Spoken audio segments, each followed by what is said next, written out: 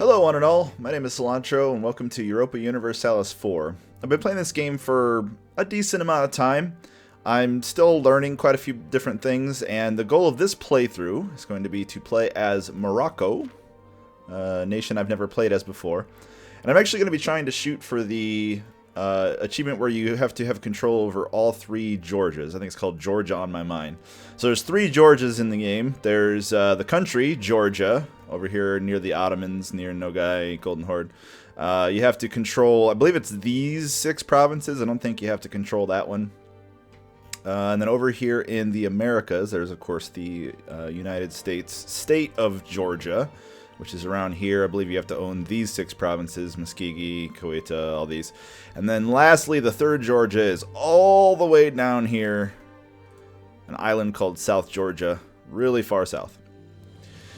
So it's going to be interesting trying to get this to work. There's probably better nations to do this as, possibly even the Ottomans, Castile, Portugal, maybe even France might be better, but never played as Morocco. They've got some interesting things, and what I try to do every time I play this game is pick a new couple things to focus on learning.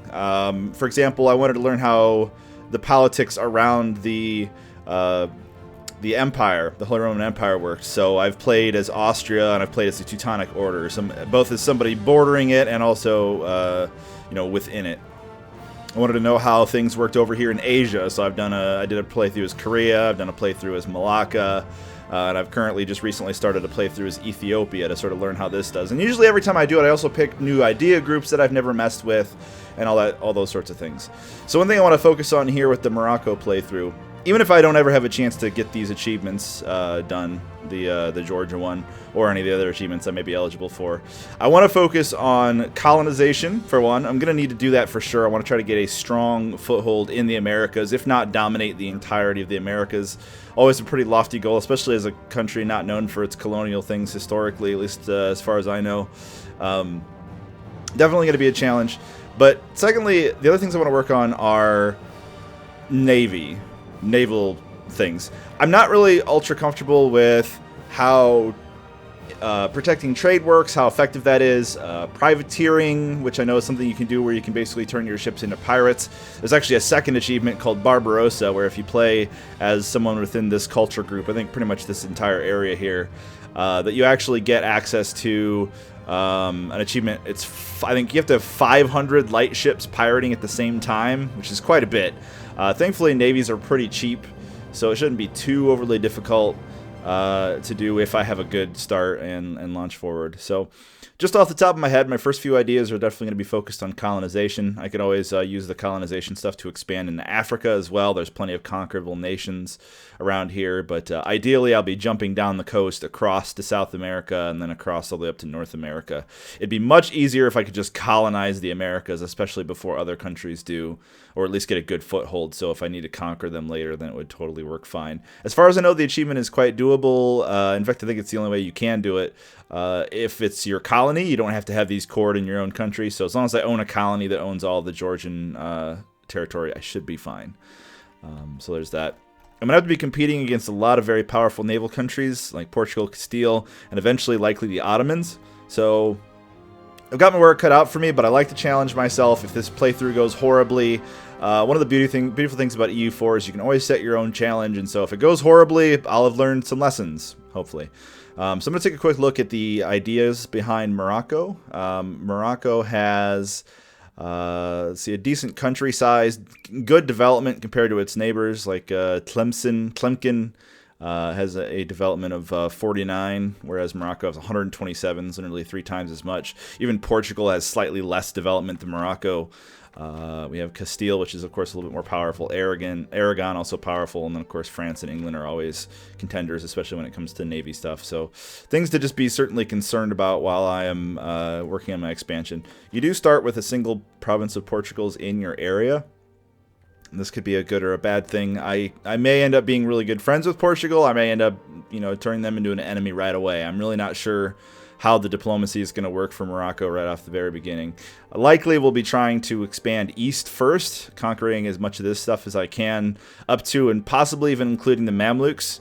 My worry about conquering the Mamluks is that then the Ottomans will swing in here and take me out afterwards. But if I can, I'd like to cut all the way across to the Mamluks through QQ all the way up into Georgia, and hopefully the Ottomans have a bad time of it.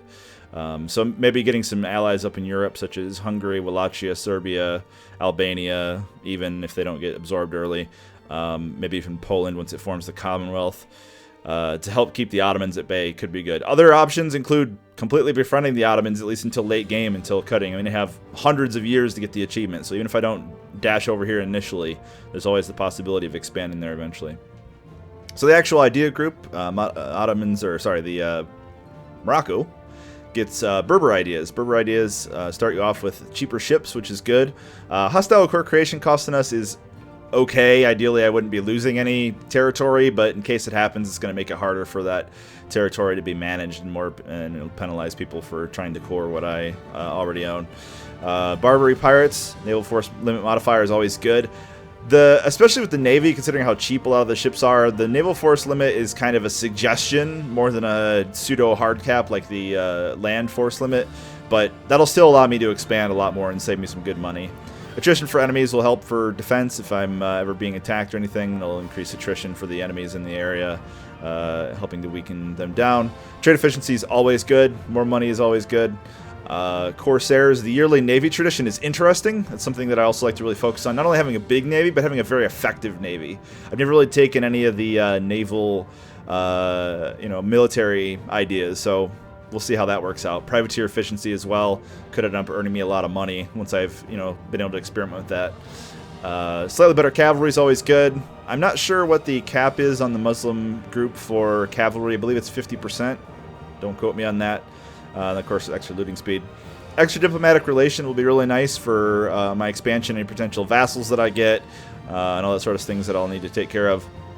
And then, of course, having stronger galleys, 20% better galleys will make my Navy even more effective. And then the capstone being 10% global trade power, just to cap it all off and get me some more cash. So, just to reiterate, I'm going to be shooting for a reasonably difficult achievement. I've only done a handful of games here, so this is fairly ambitious to try to collect all 3 Georges. I'm going to make mistakes. Every player does. I would certainly welcome some fun and interesting discussion in the comments, but just understand that hindsight is always 20/20, and it's very easy to miss things. So keep any comments fair and reasonable. So yeah, I think without any further ado, I think I'm just about ready to go in, get a good initial look at my neighbors and how this all is going to work out.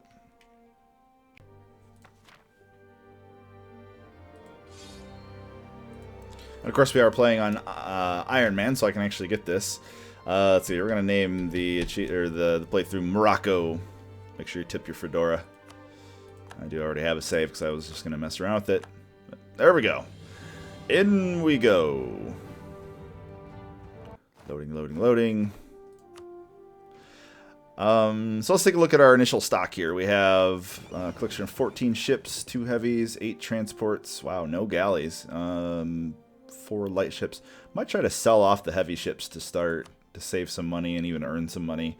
5.28 ducats per turn. I should be able to hire advisors. Let's see what kind of missions we got here.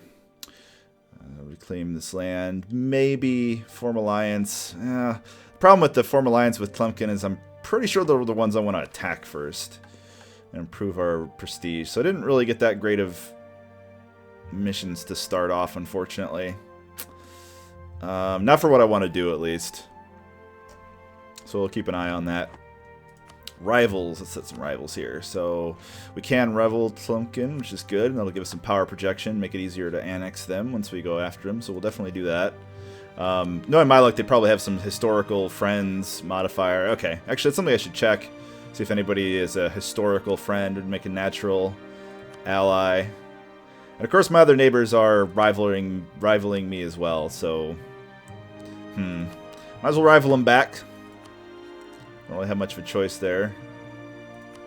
Portugal, sure. So see if we can actually get a friend out of anybody to help us with our conquest. Tunis has rivaled us as well. Get an alliance from these guys. What about these guys? Yeah. I mean, I feel like having some sort of alliance is better than none, even though these guys are not it's not the greatest province or greatest nation out there. Let's do it. We just got to try it. So we're going to ally them. Pick them up and use them to help our conquest of Tlemcen. So kind of initial advisors we have here. Yeah, yearly inflation reduction, not super great, but I need the monarch points. Spy offense, sure. And I think I'll take the morale. Morale's always handy. As far as the focus, I really am going to need a lot of admin power because I'd like to get to colonization and exploration as early as possible. So I think we're going to focus on admin power for now. Go to 654. Actually, yeah, speaking of, we are 021 for our leader. Ugh. We have 432 coming up, but he's only a baby. So we're going to probably be stuck with this guy for quite some time, unfortunately. But what can you do?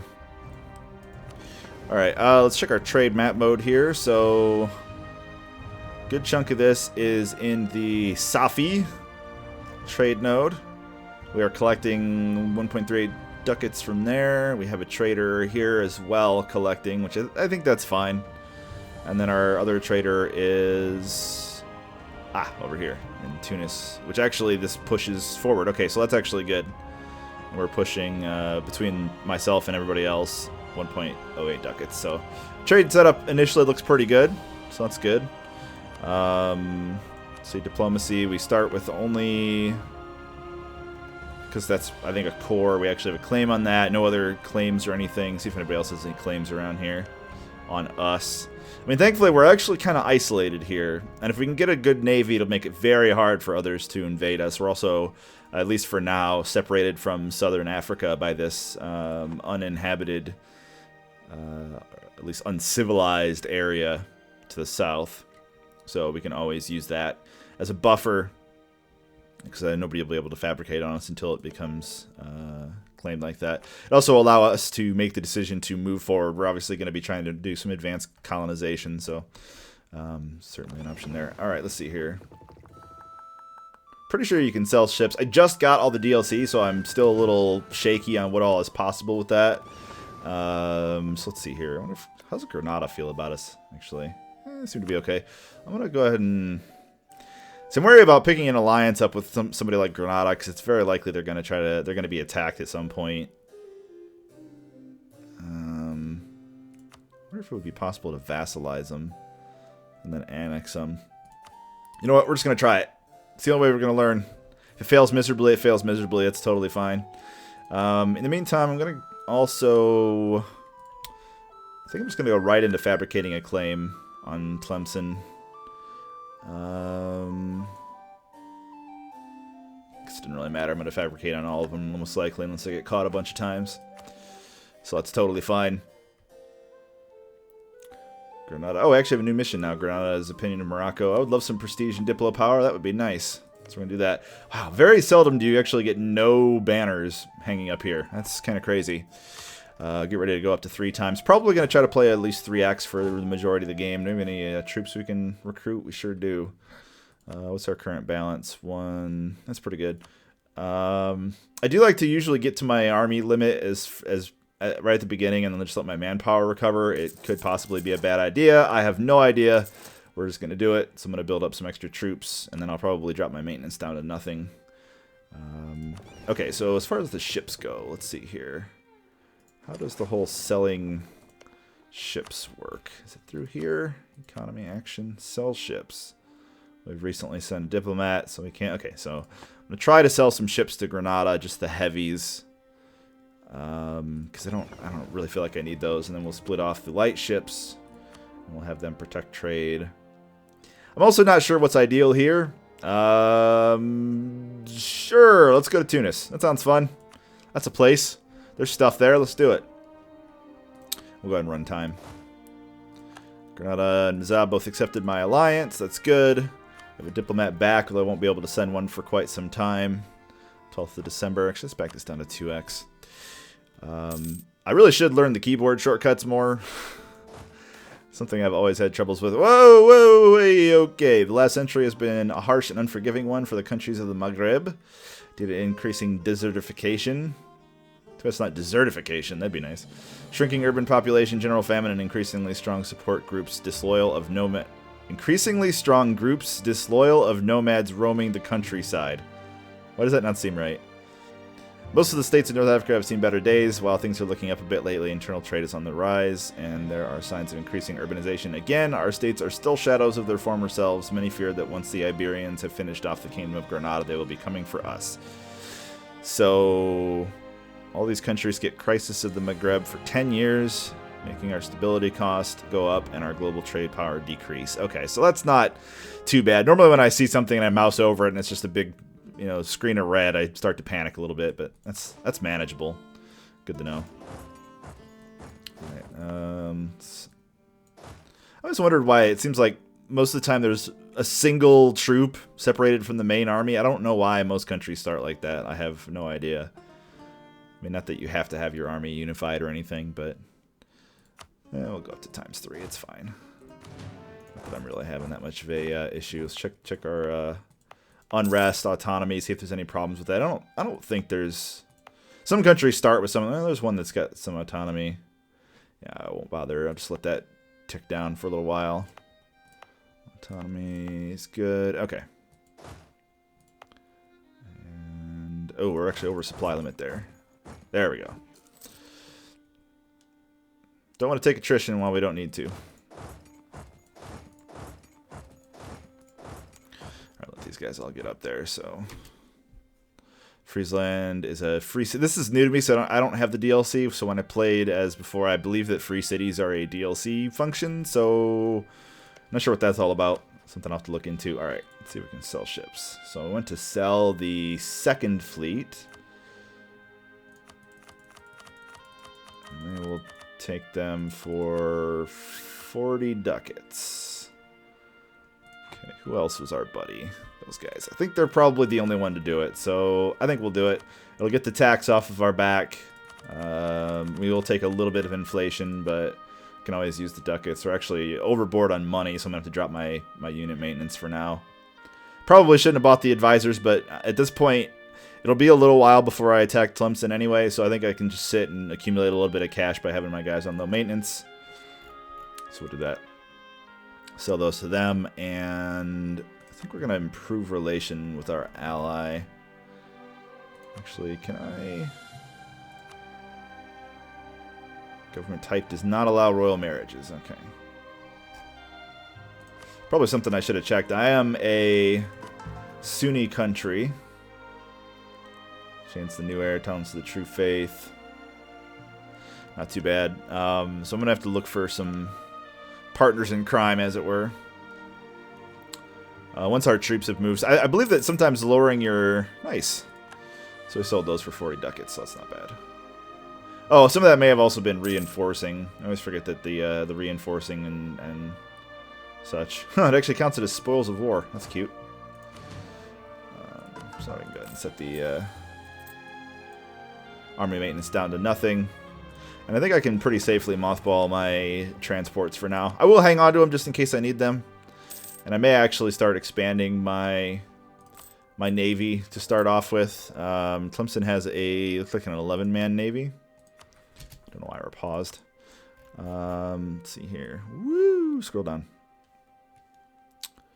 Tlemcen. Yeah, 12-man navy with 5 galleys, 6 transports, 1 light ship. I have no galleys at all, so... Inland sea. Okay, oh wow, so the Straits of Gibraltar is actually not an inland sea. Neither is the coast of Morocco. So I will likely eventually possibly want some of the heavier ships, but I feel like, especially early, it's better just to have galleys. So let's see how... I think we should at least get up to our force limit here.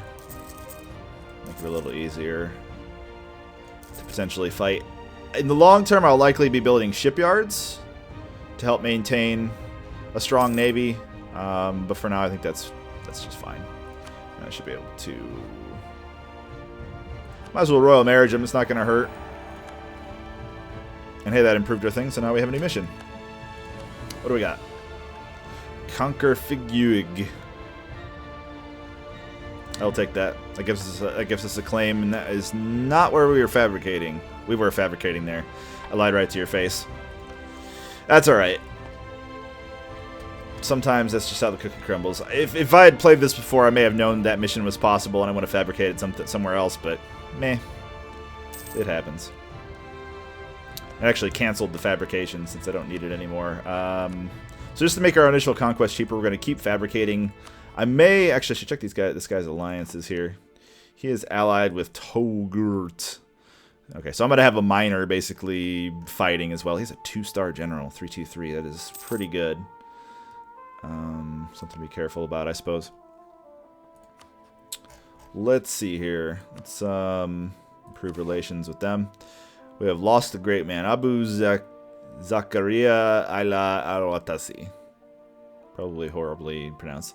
In Albania, Morocco has not one but 2 royal dynasties. Since 20 years past, almost all power formerly held by the Marinid dynasty has in fact been wielded by the formidable Watasid vizier Abu Zakira Yahya. Insanely popular after his victory over the Portuguese in 1437, his patronization of the Idrisid cult in Fez. Abu has ensured that the royal bureaucracy is both well-functioning and imbued with the Watasid family members. As the Watasids are related to the Marinid rulers, this in itself is perhaps not a worrying development. Etc., etc. We have lost the great man, but I will gain 5 piety. Piety is kind of interesting to me. If you're not familiar with the mechanic here, as a Sunni, and I believe the Shia work the same way. I've never actually played as a Shia country, so I'm not sure. You have a piety scale, and you can just go up and down. It really doesn't make your religion fade or get better necessarily, although having a high piety does give you 3% missionary strength. If you already have everybody converted, you can certainly go low piety, which gives you a big boost to your taxes, manpower, and even tech cost, which could be really good. I do plan on westernizing eventually. I'm not sure when that timing will be. I will likely start my colonization off, and just through the gradual process of falling behind, I will likely be westernizing off of Portugal at some point. Allied with England and Castile. Yeah, no way I'm going to be trying to attack that yet. Their navies would crush me. Actually, while we're paused, let's take a look at Tlemcen's army. And I believe these two have about the same size military. The scariest thing I think would be if which actually it may end up working out, if Tlemcen decides to gang up on my little guy over there. And crush his army before anything else. Okay, so Tlemcen has 8,000, only a cap of 10. So this should be a quite winnable war, and I may actually want to declare sooner than later. So I think what I'm going to do is finish this fabrication and then start another fabrication, and then while that fabrication is going, I'm pretty sure you can attack while you're fabricating, as long as you already have a claim. I'll do that and see if I can't get a full annex. I'm going to have to wait until the next episode. Thanks for watching, and I'll see you then.